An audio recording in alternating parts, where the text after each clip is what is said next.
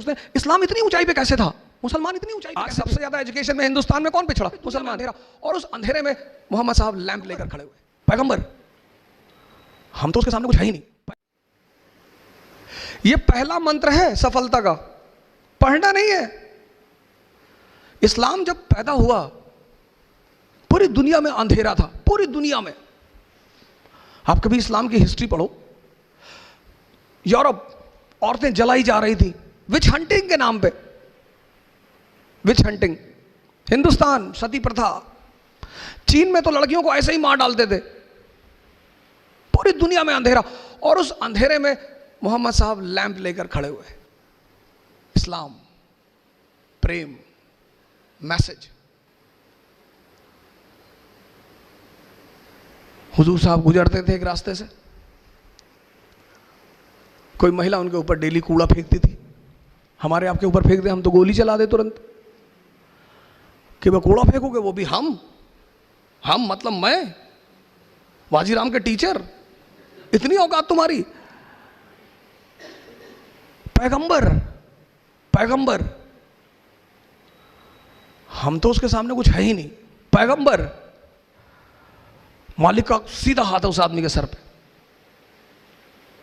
एक दिन उस महिला ने कूड़ा नहीं फेंका, वो मकान के अंदर गए, पता किया कि मोहतरमा कहाँ है, पता चला बीमार है। गए, हालचाल पूछा, कहा मालिक से दुआ करूंगा कि आप जल्दी ठीक हो जाए।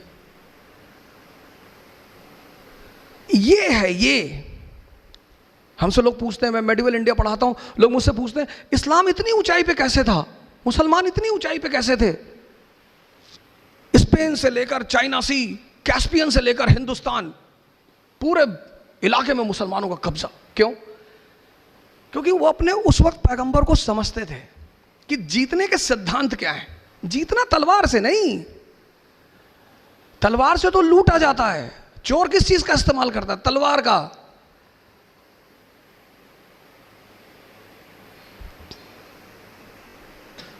ये मैसेज है, मैसेज।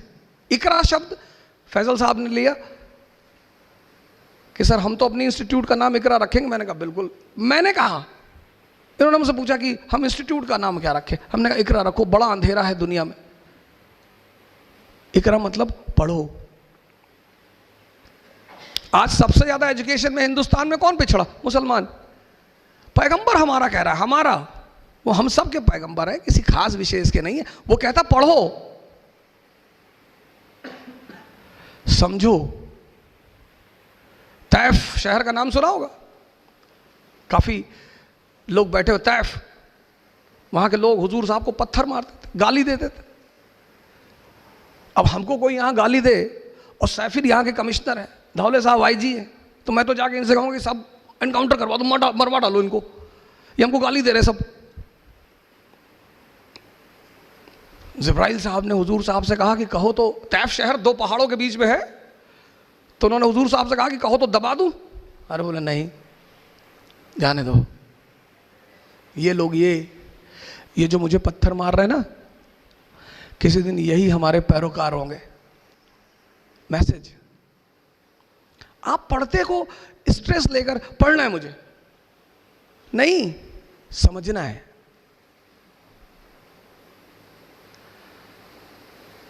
आप पहली गलती पता क्या करते हो? आप स्ट्रेस लेके काम करते। पढ़ना है, मैं नहीं कहता, आप किताबें इतनी प्यारी चीज है, इतनी, पर कब? जब आप उन्हें समझो। 1922 में, 1920, गांधी जी की फोटो देखकर याद आ गया। अब अगर मैं सबकी फोटो देखकर आपको कहानी सुनाऊं तो ये तो चलता रहेगा, तो गांधी जी पे मैं मसले को खत्म करूंगा। 1920 में इस आदमी ने असहयोग आंदोलन, नॉन कोऑपरेशन मूवमेंट चलाया।